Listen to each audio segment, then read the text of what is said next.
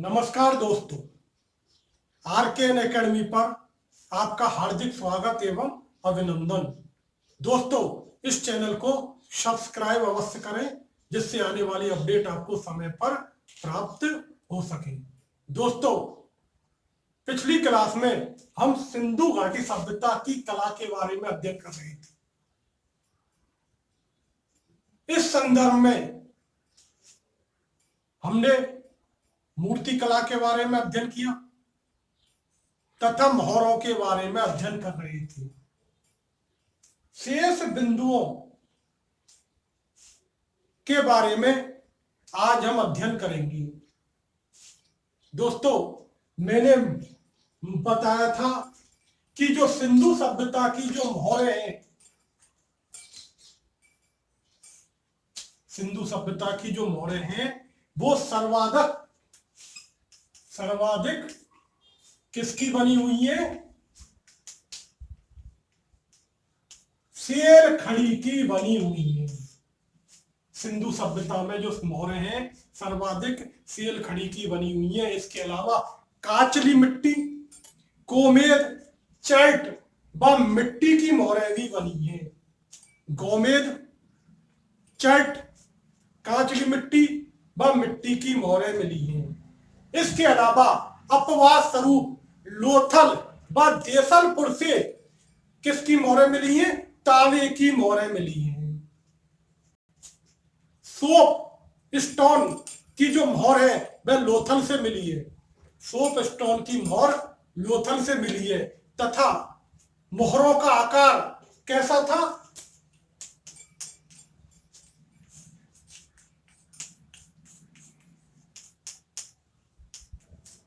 गोलाकार।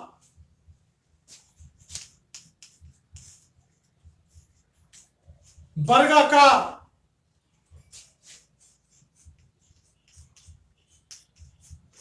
घनाकार। जो मोहरें थी उनका आकार कैसा था? गोलाकार, वर्गाकार, घनाकार,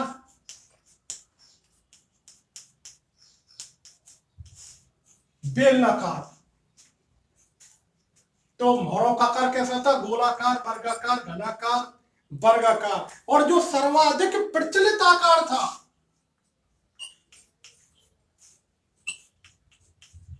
सर्वाधिक जो प्रचलित आकार था वो कैसा था? वर्गाकार था, चौकोर। जो सर्वाधिक जो प्रचलित आकार था सिंधु सभ्यता में मोहरों का वो वर्गाकार था।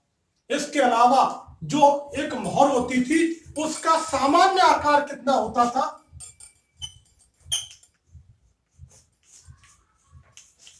मोहर का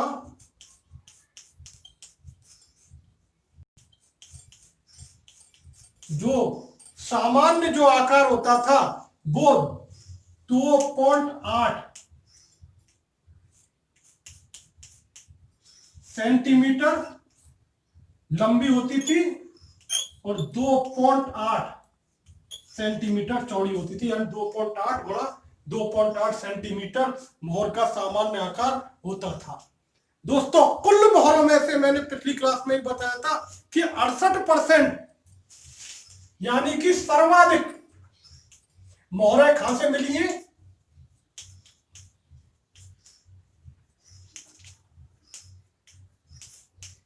मोहनजोदड़ो से मिली है। सर्वाधिक जो मोहरें मिली हैं वो मोहनजोदड़ो से मिली है, करीब 68%। और उसके बाद हड़प्पा से मिली है करीब 19% और अन्य स्थानों से करीब 13% मोहरें प्राप्त हुई हैं। दोस्तों, मैंने पिछली क्लास में ही बताया था कि जो एक मोहर मिली है बटन के आकार की वो लोथल से मिली है और अधिकांशतः उस मोहर पर स्वास्तिक का चिन्ह होता था। मोहरों पर लिपि मिली है जो सर्वाधिक लिपि कहां से मिली है, सिंधु सभ्यता की जो लिपि है वो सर्वाधिक कहां से मिली है, वो मोहरों से मिली है। और अगर उस लिपि को पढ़ लिया जाए तो मोहरें बहुत उपयोगी सिद्ध होंगी। इसके अलावा सीजे गैंड ने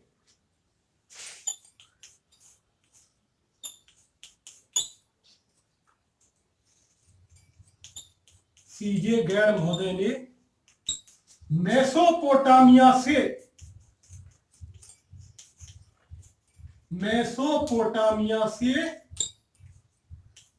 23 मोहरें सिंधु सभ्यता की प्राप्त की है।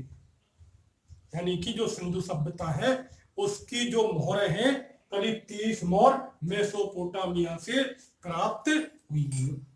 मोहरों पर दोस्तों मैंने बताया था सर्वाधिक अंकन किसका है, पीपल के वृक्ष का। सर्वाधिक अंकन किसका है, पीपल का। उसके बाद किसका है, एक श्रृंगी वृषभ यानी कि यूनिकॉर्न का। उसके बाद कुंवरदार बैले या अन्य पशुओं का इसमें अंकन है, लेकिन मोहरों पर गाय का अंकन नहीं मिला है। इसके अलावा घोड़े का अंकन नहीं मिला, सिंह का अंकन नहीं मिला, व अश्व का अंकन नहीं मिला। गाय, अश्व, सिंह, गाय का अंकन नहीं मिला, अश्व का अंकन नहीं मिला। इसके अलावा ऊंट का अंकन नहीं मिला। किस किस पशु का अंकन नहीं मिला, गाय का अंकन नहीं मिला, अश्व का अंकन नहीं मिला, सिंह का अंकन नहीं मिला, व ऊंट का अंकन नहीं मिला। और धर्म के बारे में जो सर्वाधिक जानकारी प्राप्त होती है वह मोहरों से प्राप्त होती है। इसके अलावा मोहरों को ही हड़प्पा संस्कृति की सर्वोत्तम कलाकृति माना है। मोहरों को जो सैंधव सभ्यता है उसकी सर्वोत्तम कलाकृति माना है। इसके अलावा कालीबंगा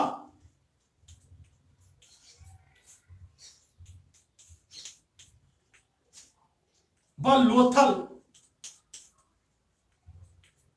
से क्या मिला है,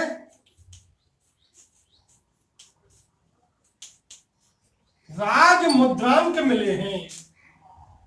कालीबंगा व लोथल से क्या मिले हैं, राज मुद्रांक मिले हैं, यानी कि मुद्रा छाप मिले हैं।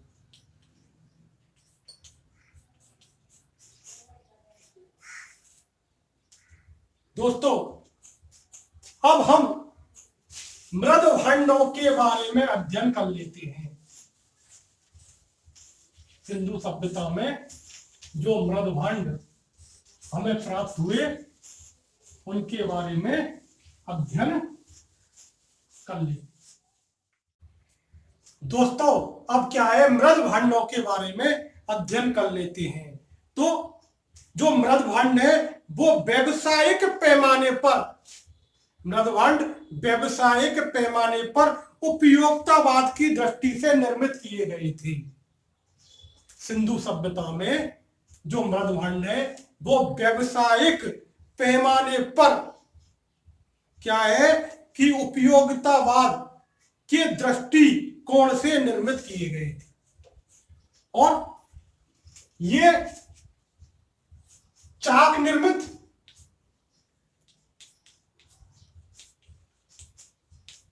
व हस्त निर्मित थे। सर्वाधिक संख्या में चाक निर्मित थे, बहुत कम मात्रा में हस्त निर्मित मिले हैं। यानी कि मृदभंड जो थे चाक निर्मित थे और हस्त निर्मित थे, और ज्यादा संख्या में चाक निर्मित मृदभंड मिले और कम संख्या में यानी कि बहुत कम संख्या में हस्त निर्मित मृदभंड मिले हैं। जो मृदभंड जो होते थे वो क्या होते थे, लाल या गुलाबी रंग के होती थी। मृदभांड कैसे होते थे? अधिकतर लाल व गुलाबी रंग के होते थे तथा उन पर काले रंग की आकृतियों का अंकन होता था। मृदभांड कैसे होते थे? लाल व गुलाबी रंग के होते थे और इन पर काले रंग की आकृति का अंकन होता था। मृदभांड लाल व गुलाबी रंग के होते थे, उन पर काले रंग की आकृति का अंकन होता था और इन पर जो अंकन होता था वह किस प्रकार का होता था? ज्यामितीय,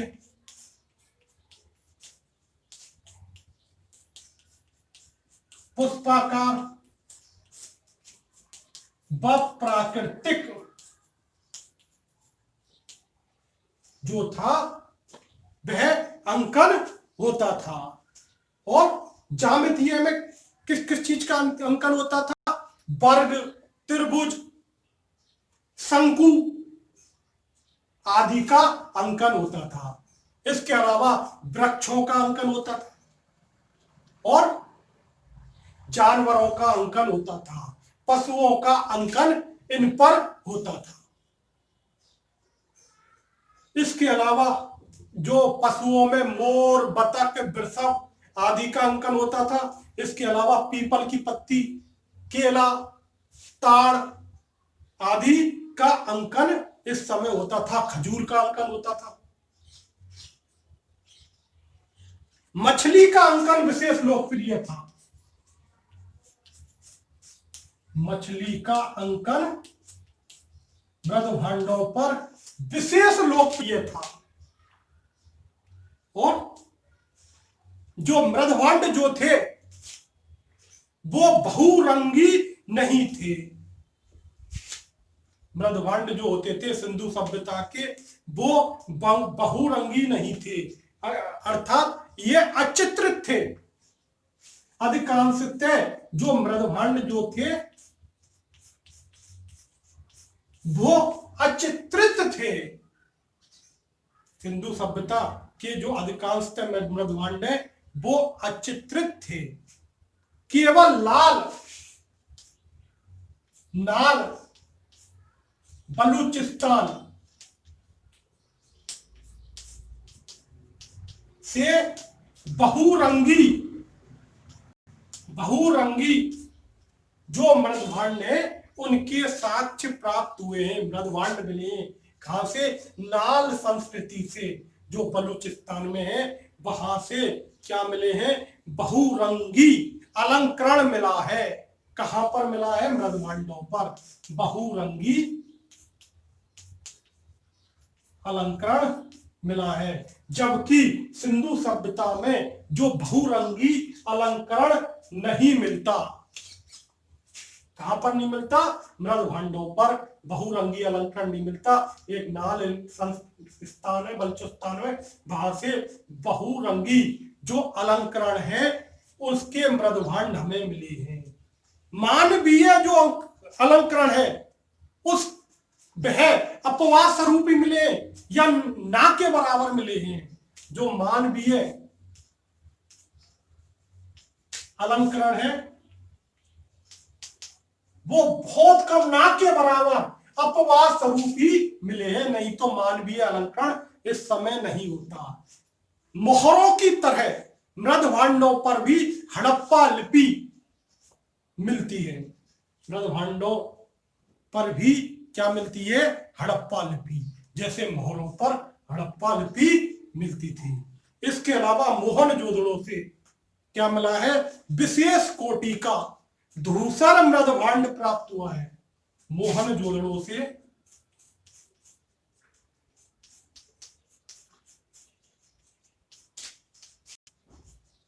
विशेष कोटि का धूसर मृदभांड प्राप्त हुआ है। कहां से प्राप्त हुआ है? मोहनजोदड़ो से, जिस पर क्या हुआ है? ओपकारी की गई है। जिस पर क्या की गई है? ओपकारी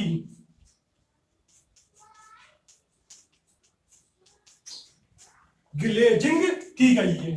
मोहनजोदड़ो से धूसर मृदभांड मिला है और उस पर कांच के समान, किसके समान,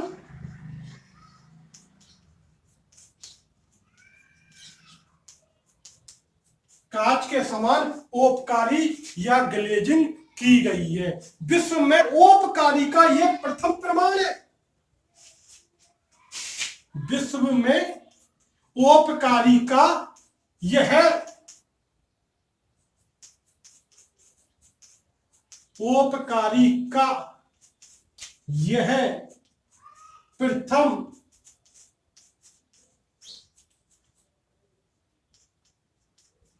प्रमाण है कि मोहनजोदड़ो से दूसरा ब्रह्मांड मिला है जिस पर क्या है, कांच के समान ओपकारी की गई है और विश्व में ओपकारी का यह प्रथम प्रमाण है। और समाधानों से जो मृदभांड मिले हैं उन पर सामान्यतः मोर का अंकन है। जो समाधानों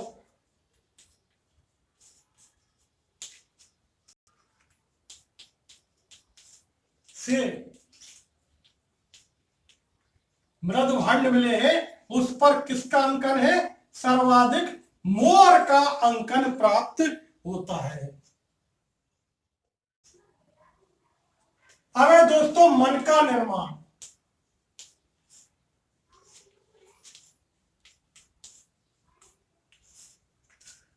अब दोस्तों मन का निर्माण चहुंदड़ों व लोथल से मन का बनाने के कारखाने प्राप्त हुए हैं। कहां से प्राप्त हुए हैं, लोथल व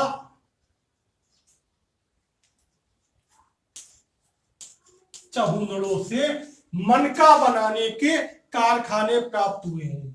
जो बेलनाकार मन का है वह सर्वाधिक लोकप्रिय था। सर्वाधिक लोकप्रिय कौन सा मन का था, बेलनाकार मन का था। बेल सर्वाधिक जो लोकप्रिय था वह बेलनाकार मन का था। इसके अलावा गुजरात के बक्सरा,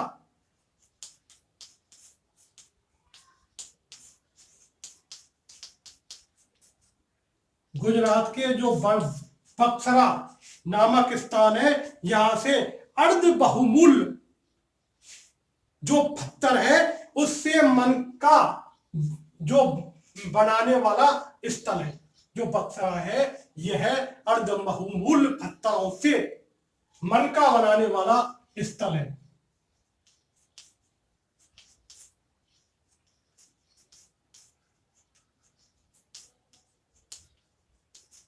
अर्ध बहुमूल्य पत्थरों से मन का बनाने वाला स्थल है। इसके अलावा जो हड़प्पा से एक लंबी जो नली है, हड़प्पा से एक जो लंबी नली वाले बेलनाकार मन के प्राप्त, मतलब जो हड़प्पा से लंबी नली वाले बेलनाकार मन के बनाए जाते थे उनकी प्राप्ति मेसोपोटामिया से हुई है। हड़प्पा से लंबी नली वाले बेलनाकार जो मनकों की प्राप्ति कहां से हुई है, मेसोपोटामिया से हुई है। मेसोपोटामिया से हुई है। किसकी, लंबी नली वाले बेलनाकार मन के जो हड़प्पा में बनाए जाते थे उनकी क्या है, प्राप्ति मेसोपोटामिया से हुई है। मन के बनाने के लिए प्रयुक्त होने वाली ड्रिल कहां से प्राप्त हुई है, धौलावीरा हड़प्पा। मन के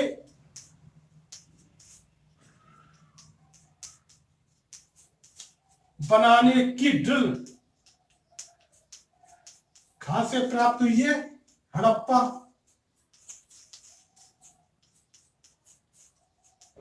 मोहनजोदड़ो,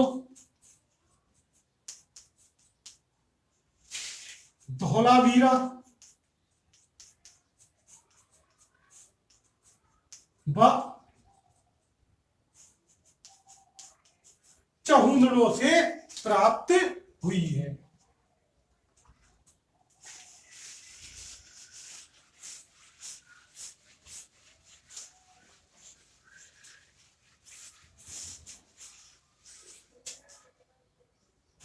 अब दोस्तों सीप व शंख उद्योग, सीप व शंख उद्योग, चहुंदड़ों व बालाकोट,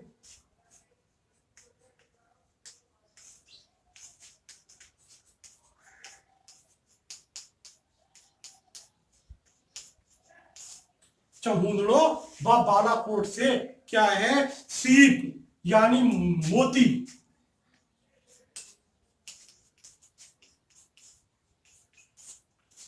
व जो शंख के शिल्प का प्रमुख केंद्र थे।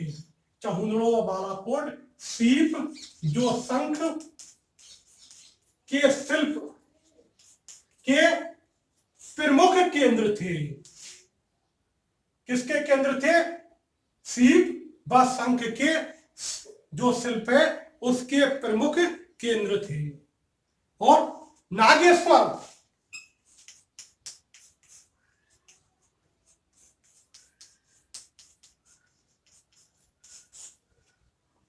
जो नागेश्वर गुजरात में स्थान है, वह सिर्फ शंख के शिल्प के लिए प्रसिद्ध था। जो शंख के शिल्प के लिए जो प्रसिद्ध स्थान था वह नागेश्वर था। यहां से चूड़ियों का निर्माण होता था। कहां से? नागेश्वर से।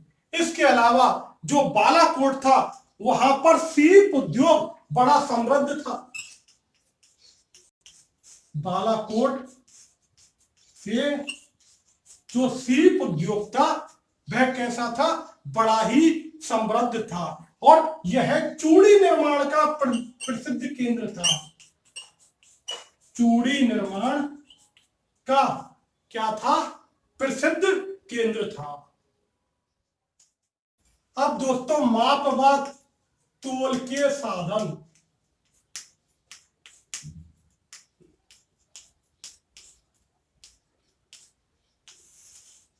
माप व तोल के साधन, यहां जो प्रमुख रूप से बाट उपयोग में लिया जाता था वह किसका था? चट के पत्थर का। जो सर्वाधिक जो बाट उपयोग में लिया जाता था वो चट के पत्थर का लिया जाता था। इसके अलावा चूना पत्थर, सैल खड़ी, स्लेट पत्थर, चैलसीडोनी, स्लेट पत्थर, सैल खड़ी, चैलसीडोनी और जो चूना पत्थर क्या है आदि के बाट भी निर्मित किए जाते थे। लेकिन जो सर्वाधिक प्रसिद्ध बाट था वह चट के पत्थर का था।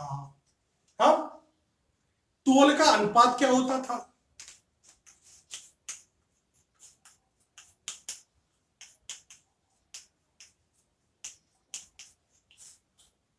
जो इस समय जो तोल का जो अनुपात क्या होता था? इस समय जो तोल का अनुपात होता था 1:2:4:8:16 32:64। जो तोल का जो अनुपात होता था वह 1:2:4:8। ये कैसे होता था? यह दून पद्धति या बाइनरी प्रणाली पर चलता था। दून पद्धति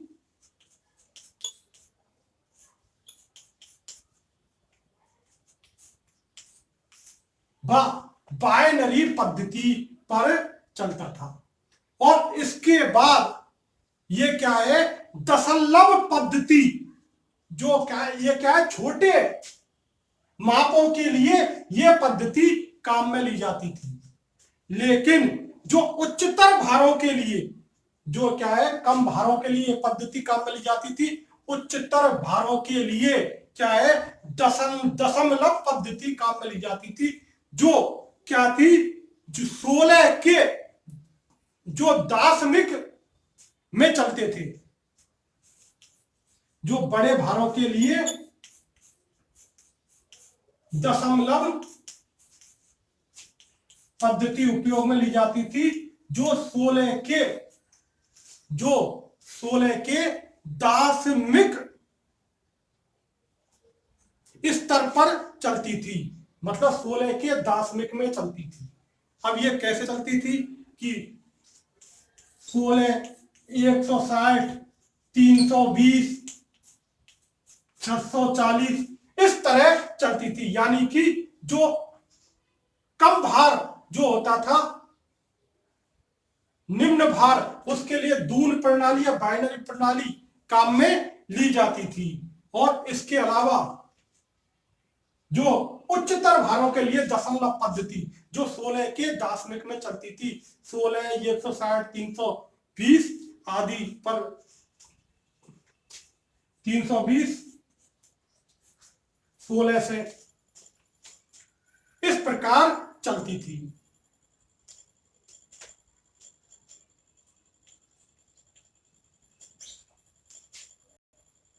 अब दोस्तों, जो यहां का जो सर्वाधिक प्रचलित बाण था वह 16 था। यहां जो है सर्वाधिक जो प्रचलन में था वह 16 था, और जिसका भार क्या था, 13.625 ग्राम।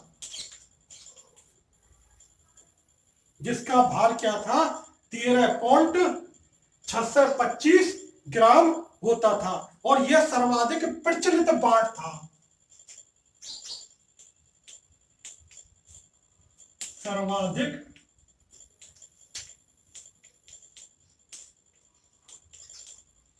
प्रचलित बाण था। इसके अलावा यहां पर मैंने बताया था, सर्वाधिक जो चर्ट के पत्थर से बनता था वो भूरे रंग का होता था, भूरे चर्ट के पत्थर का, तथा सर्वाधिक जो बाण था वो घनाकार था। सर्वाधिक जो प्रचलित बाण था वो घनाकार था। सर्वाधिक प्रचलित बाण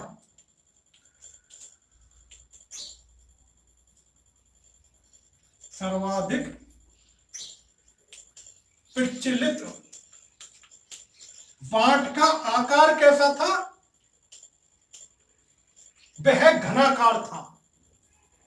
इसके अलावा वर्तुलाकार,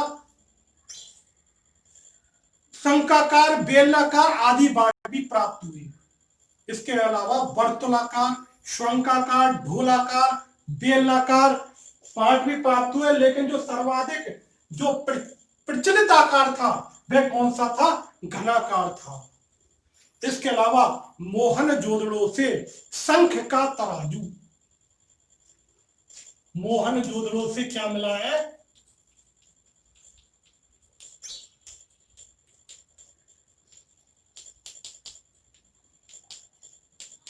शंख का तराजू, और हड़प्पा से हाथी दांत का तराजू, सॉरी लोथल से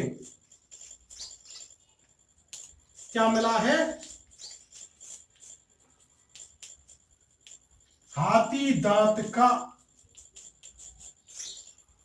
तराजू प्राप्त हुआ है। दोस्तों, इसके अलावा हमें पैमाने भी प्राप्त हुए हैं। सीप का पैमाना कहां से मिला है, मोहनजोदड़ो से। सीप का पैमाना मोहनजोदड़ो से मिला है। तांबे का पैमाना हड़प्पा से मिला है। इसके अलावा हाथी दांत का पैमाना लोथल से मिला है, और मिट्टी का पैमाना कालीबंगा से मिला है। तांबे का पैमाना हड़प्पा से मिला है, सीप का पैमाना मोहनजोदड़ो से मिला है, मिट्टी का पैमाना कालीबंगा से मिला है, और हाथी दांत का पैमाना लोथल से हमें प्राप्त। युद्ध संबंधी उपकरण, युद्ध संबंधी उपकरण, युद्ध संबंधी उपकरण। दोस्तों, यहां से हड़प्पा के जो निवासी थे वो शांति प्रिय थे, क्योंकि यहां से कवच, ढाल, सिर स्त्राण कवच, ढाल,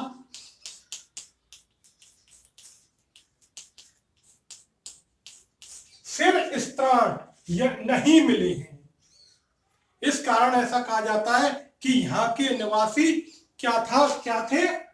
शांति प्रिय थे, क्योंकि कवच, ढाल, सिर स्त्राण जैसे क्या नहीं मिले हैं? युद्ध जनित उपकरण नहीं मिले हैं। हालांकि भाले, चाकू, बाणाग्र, कुल्हाड़ी आदि हड़प्पा संस्कृति से हमें प्राप्त हुए हैं। सर्वाधिक जो बाणाग्र प्राप्त हुए हैं वो कालीबंगा से प्राप्त हुए हैं। सर्वाधिक जो बाणाग्र प्राप्त हुए हैं वो कहां से प्राप्त हुए हैं दोस्तों? कालीबंगा से हमें प्राप्त हुए हैं। और ये कैसे थे? ताम्र बाणाग्र, यानी कि तांबे के बाणाग्र। हालांकि जो हमने देखा था दोस्तों पिछली क्लास में कि हड़प्पा संस्कृति के लोग जो क्या है सुरक्षा प्राचीर का उपयोग करते थे, यानी कि कहीं कहीं दुर्ग में, क्योंकि जो सेंधव नगर है 2 भागों में विभाजित था और विशेषकर जो दुर्ग था वो सुरक्षा प्राचीर से घिरा रहता था। इसके अपवाद भी बताए थे मैंने। तो हो सकता है कि जो उपकरण है वो अपनी सुरक्षा के लिए बनाए गए हों।